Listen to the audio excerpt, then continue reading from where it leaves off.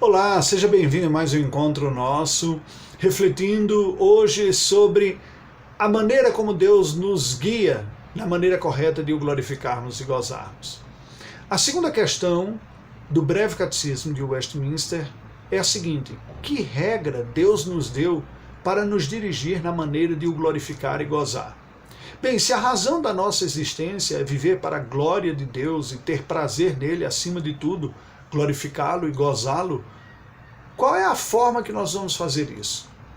Será que Deus nos deixou entregues à nossa própria sorte, à base da tentativa e erro, simplesmente vermos aquilo que nos dá prazer ou aquilo que nós achamos que é o mais correto, de uma maneira livre para intuitivamente irmos buscar esta resposta? Não, certamente que não. Quando Paulo prega o evangelho na região central do que hoje é a Turquia, a região da Galácia, muitos daqueles gálatas vieram a crer no evangelho de nosso Senhor Jesus Cristo.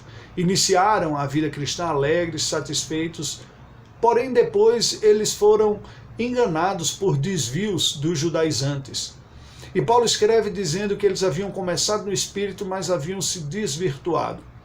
No início da sua carta aos Gálatas, no capítulo 1, versículos 8 e 9, nós lemos as seguintes e contundentes palavras do apóstolo Paulo sobre a regra que deve guiar a vida cristã. Ele nos diz: mas ainda que nós, ou mesmo um anjo vindo do céu, vos pregue um evangelho que vá além do que vos temos pregado, seja anátema, que significa maldito, em último grau. Assim como já dissemos, e agora repito, se alguém vos prega um evangelho que vá além do que recebestes, seja anátema. É importante nós olharmos para as palavras sérias e graves dadas pelo apóstolo Paulo aqui ao escrever aos Gálatas. Ele está dizendo o seguinte: se nós mesmos que fomos os porta-vozes da mensagem da salvação para vocês, ou mesmo vocês virem um anjo do céu, um mensageiro sobrenatural, falando um conteúdo, exigindo fidelidade, crença e obediência da parte de vocês em algo que vá além do que Deus já revelou na sua palavra, ora, considerem-nos malditos. E isso é tão importante que ele repete, ele diz: não apenas digo, mas repito, se alguém pregar um evangelho além do que vocês receberam, seja maldito. Queridos, a vantagem de termos a palavra de Deus escrita é que sobre o processo da inspiração Deus nos deu um caminho seguro, objetivo, que nos livra das escravidões subjetivas do nosso próprio coração e nos livra também da escravidão de líderes autoritários. Nenhum homem, nenhum ser humano criado à imagem e semelhança de Deus deve entregar a sua consciência a uma plena obediência a um outro ser humano. Foi o próprio Deus quem nos deu a sua vontade, revelada na sua palavra, exatamente para que nós fôssemos livres de escravidões humanas, quer sejam de outras pessoas, quer sejam de instituições, quer sejam do nosso próprio coração. Por isso já havia um teste para verificar a autenticidade do mensageiro de Deus desde os dias da antiga aliança. Isaías, o profeta, no capítulo 8, versículo 20, nos apresenta esse teste.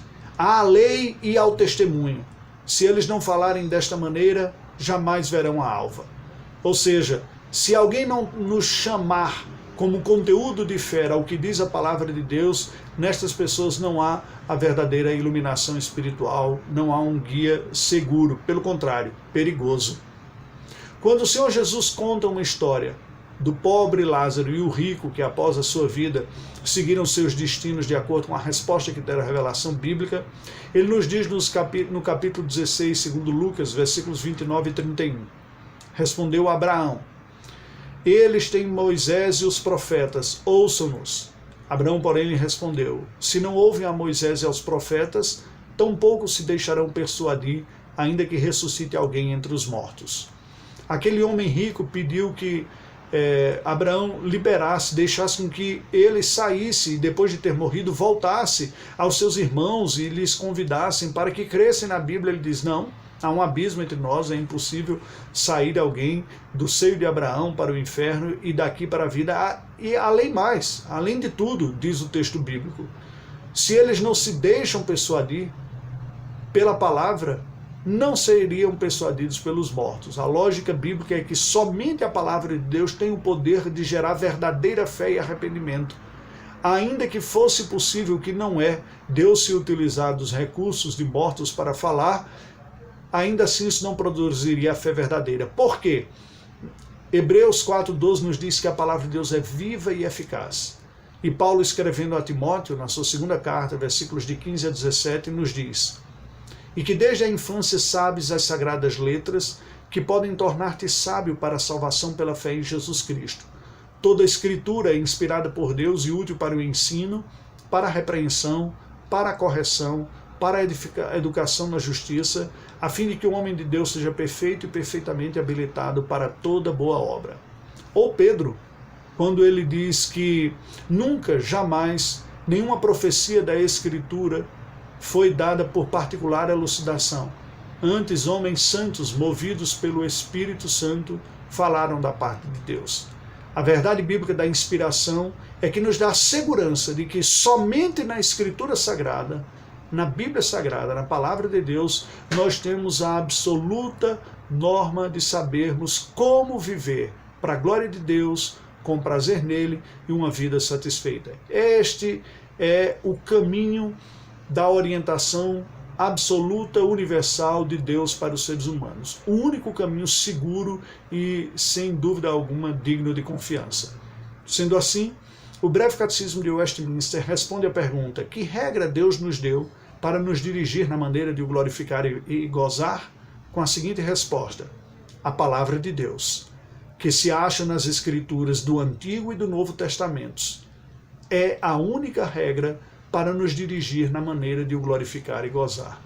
Que Deus nos ilumine para que mergulhemos nesse universo rico e seguro de sua palavra e o conheçamos, tenhamos prazer nele e vivamos para a sua glória. Oremos ao Senhor. Deus bendito, nós te rendemos graças pela tua palavra, através da qual tu falas conosco em nossa linguagem. Pedimos que tu nos ajudes a discerni-la, entendê-la e segui-la, sendo por ti mesmo guiados através da tua palavra, pela ação do teu Espírito em nossa vida. Oramos em nome de Jesus. Amém. Até amanhã.